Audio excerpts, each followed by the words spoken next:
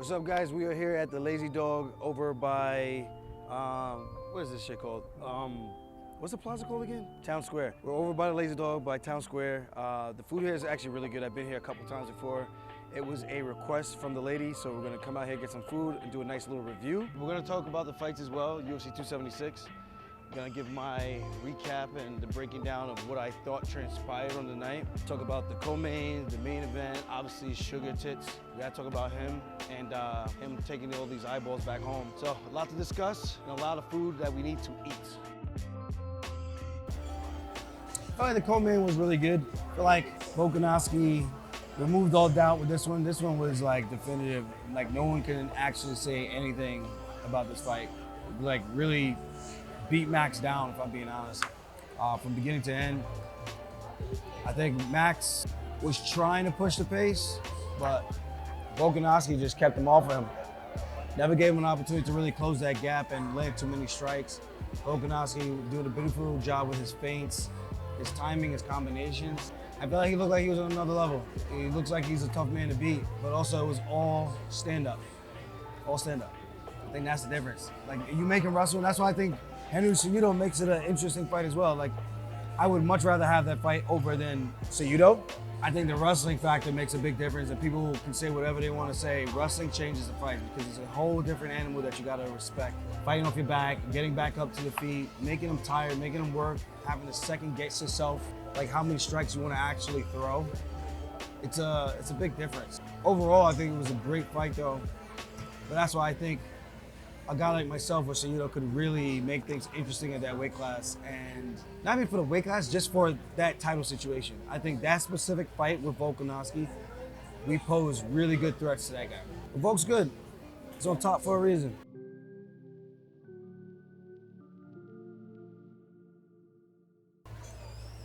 The big hype and mystique of Sugar Sean O'Malley, and how good is he?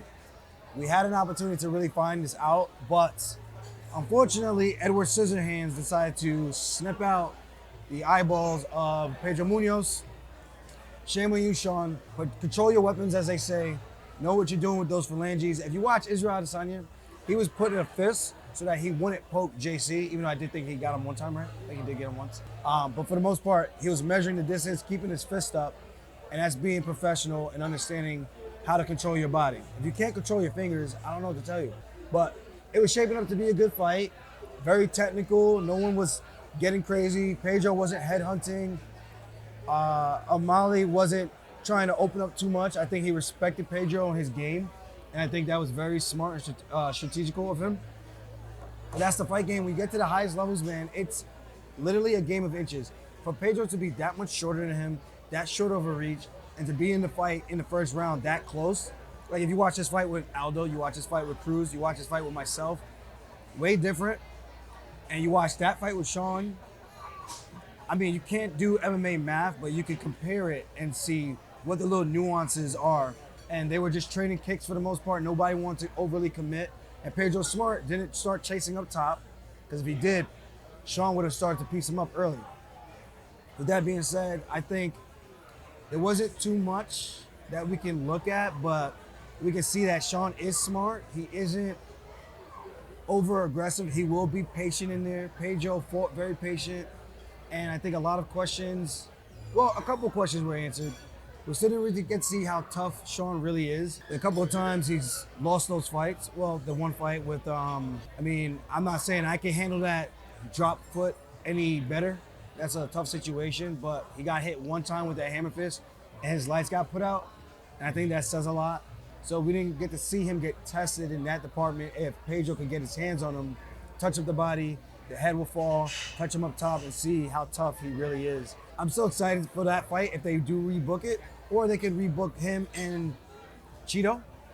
But Cheeto's obviously fighting Dominic Cruz, so he's on to bigger and better things. So I don't know what you do. I think you kind of have to run that one back. Pedro put out a statement saying that he had like a cut on his eye, on the cornea. Yeah, he had a scratched cornea. My brother actually had the same thing. So people that saying that that Pedro wanted a way out, guys, if you've never been poked in the eye, You do not know what it feels like, especially in a fight when guys have these long ass nails sometimes, because not everyone cuts their nails all the way down. So you get a scratched cornea. That is one of the most painful things. And I'm speaking from like other people's experience. Like I've never felt it where I've had the cornea actually scratched. I've been poked, but never scratched. So I can only imagine what that feels like. So if you guys still think Pedro was faking, let me know in the comments. I don't think he was faking, but let me know your thoughts. Have you ever been poked in the eye before? Have you ever been poked in a fight before? Let me know what you think. Sean did check some of the kicks, but he was saying that it's scored for him and not for Pedro. I disagree. I think when you check a kick, it hurts both of you guys. It hurts the person throwing the kick, it hurts the person checking the kick. So to an extent, it's kind of like you're both damaging each other in the same breath, you know? So the same attack, both parties are taking damage. Now, if it was a check with the kneecap, I would say Sean isn't taking any damage and Pedro's taking all the damage, because the kneecap, where if you check the kick, the shin on a particular spot, you can break that bone in half, which we've seen a couple of times now. Corey Hill, Anderson Silva, Chris Weidman, Conor McGregor, just to name a few on the biggest stage in MMA. Again, he checked the kick, but I still think it was a close fight. I mean, he can't say he was winning the fight because he checked the kick. Like, bro, shut up. Just stop, please. Like, it's the same story of the Cheeto fight. Oh, I was piecing him up. He couldn't do anything. He kind of has the same spiel every single time the fight doesn't seem to go his way. Kind of, and I'm not saying it may have some merit, but at the same time, it's like, bro, settle down a little bit. I sound like Volkanovski. Settle down.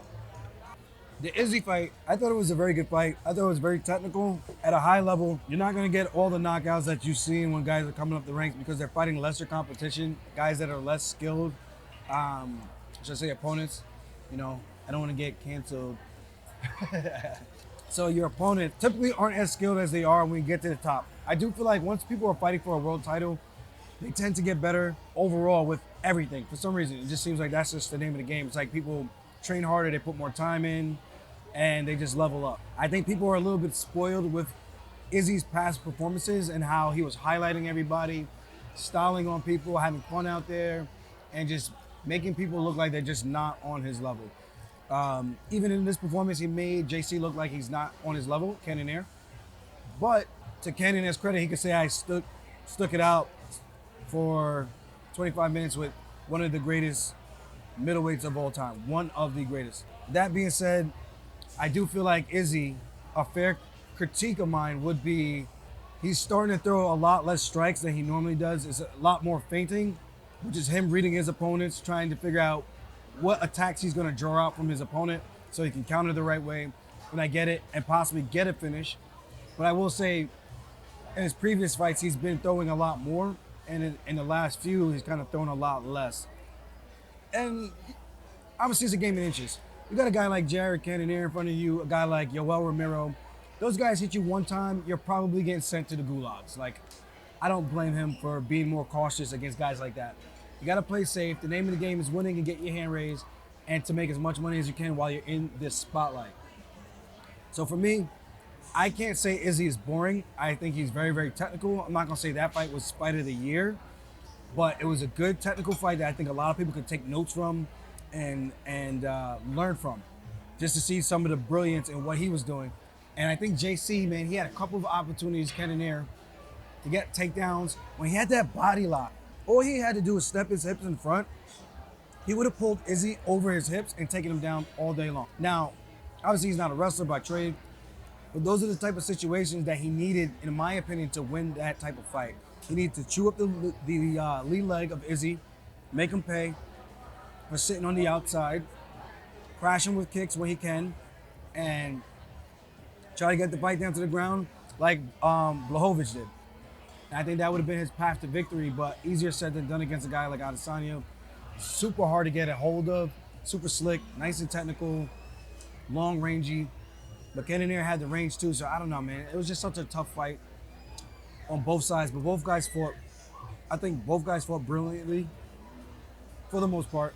JC obviously came up short, so he could have done some things better, obviously. But for the most part, I think Izzy did what he needed to do to get the job done. And I know people are saying that they think he's boring. If you guys think he's boring, let me know in the comments. Let's debate about it. You're not gonna be able to go out there and have those barn burners every single time. That's just my personal opinion. I'm not fighting the Hugo Viennas. I'm not fighting, in no disrespect, I'm not fighting Cody Gibson anymore. I'm not fighting Takeya Mizugaki. I'm not fighting the TJ Dillshaws, the Piotr Jans, the Corey Sandhagens, the guys at the top of the division, the Jose Aldos, the top of the top. Those guys barely and rarely make mistakes. So at that level for Izzy, I cut him some slack in regards to that. And you guys got to understand, it is a world title fight.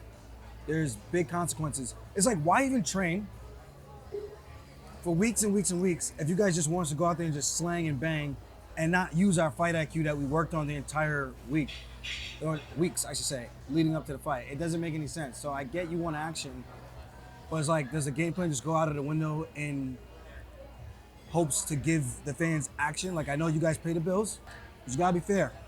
Can't just expect guys to just go out there and just throw caution to the wind and not try to get the dub. You gotta try to get the dub. And again, I agree that he's throwing a lot less strikes. He's not as exciting as he's been, but he's still pretty damn exciting if you ask me, from a high level standpoint that understands what he's watching. Very fun fighter to watch. Just finished up lunch. Thank you, brother. A couple other fights that I did want to talk about. The nasty armbar by Sterling over Jessica Rose Clark. That was nasty.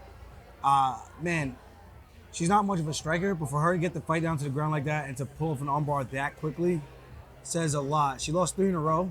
Kuniskaya, Julia Avila, Alexis Davis, and she comes back with a beautiful armbar finish. I think that's like her 9th armbar in a row? Not in a row. 1, 2, 3, 4, 5, 6, 7, 8, 9 armbars. She has 9 armbar finishes. Pretty nuts. So if you hit the floor with her, please, ladies, do your armbar defense. Do those drills because it's gonna come in handy against a girl like this. Andre Muniz, I thought he looked good beating Uriah Hall. Uriah Hall did impress me though with his takedown defense and being able to get back up a couple different times. That one surprised me. I actually thought Muniz would get a submission finish, but sometimes guys do their homework. Like I said, Uriah Hall got better in that position. Him and Fortis, those guys did their homework, and they prepared him well for that matchup. Macy Barber beating Jessica Ai in her retirement fight. Fun fight to watch. Actually, there's a lot of cage grappling, but Macy did what she was supposed to do, creating space, landing some elbows in the clinch, and Jess retired after that. I think she kind of realized like she's at a different stage in her career. She's 35 years old. Pioneer, she's lost 1, 2, 3, 4. She's lost 4 in a row. Macy Barber, Jennifer Maia, Joanne Wood now. She just got married. And Cynthia Cavillo. Safe trip back home. Thank you, bro. Who else we got? Duplessis over Brad Tavares. Crazy fight. Machado Gary, Ian over Gabe. That was a good one. Jim Miller, also another retirement fight for Cowboy Cerrone. That was a tough one. What was it? Guillotine choke, man. Nasty finish. I actually want to do a breakdown for those submissions. For the armbar finish, just to give you guys an idea of what it looks like and what it feels like. Man, you saw the dislocation of Rose Clark's elbow, and she was tapping and still got her arm dislocated. And the Jim Miller choke, I want to show you guys that one as well. Jalen Turner, nasty guillotine choke over Brad Riddell in the first round. That was unexpected. It says 45 seconds. That was quick. 45 seconds of round 1? Holy shit. Nuts. That is nuts. Brian Barberina, Robbie Lawler, standing TKO finish in the second round. That one was nasty. And then you have over a tough Robbie Lawler. I think Robbie Lawler's at that stage too, though, man. I think 40 years old, he's at a point where it's probably time to just ride off into the sunset. I don't see any reason for him to take any more damage like that with these young up-and-coming guys. Barberina is 33 years old, so he's getting up there too. Then we have Alex Pereira over Sean Strickland. That was a nasty knockout. Left hook. Now, Sean was doing good, pressing forward, pressing the action. I was like, Sean's putting his money where his mouth is and trying to write the check for his ass to cash. And unfortunately, he didn't cash it, but he went forward, he went for it. And this is what we talk about. You need a willing dance partner. Alex Pereira had a willing dance partner in Sean Strickland, and that was the difference in that fight between Israel Adesanya and Jared Cannonier. One guy has to go forward and have the initiative to try to get the other guy out of there. Then you have somewhat of a dance, and it's either your initiative is going to work or it's going to fail miserably. Or sometimes it just fails. It could be in between. It's like Max has failed, Sean Strickland's failed miserably, and Cannonier didn't take the initiative at all. So it was just like, those are like the different scenarios and the way the fight can play out when you break it down like that. So shout out to Strickland for actually, having the balls to go after Barber and trying to keep it standing. I think he should have used the wrestling a little bit, try to get him down, and that could have changed the pace of the fight. Didn't do that, and at the end of the day, sometimes you live by the sword, you die by the sword, and that's what happened to him. Big left hook right on the chin, put Sean down, follow-up punches, and that fight is over. So that's pretty much our wrap up. Thank you guys for hanging with us. We're going to head back home, get this up for you guys. And if you have any comments, let me know who you think should be up next for Israel Adesanya. Who you think Volk should fight next? Should it be 155 trying to be double champ? Or should Henry Cejudo get a crack at him? Should myself get a crack at him? I know you guys probably gonna talk shit and say I got a lot of work to do. Listen, I did a pretty good job of this bantamweight division already. There's a couple more guys I haven't fought yet. So let me get through TJ, and I will be in that talk for double champ soon. Guaranteed. Keep doubting me. I like to prove the haters wrong. And for my supporters out there, thank you. Much love to you guys, and welcome to the dark side.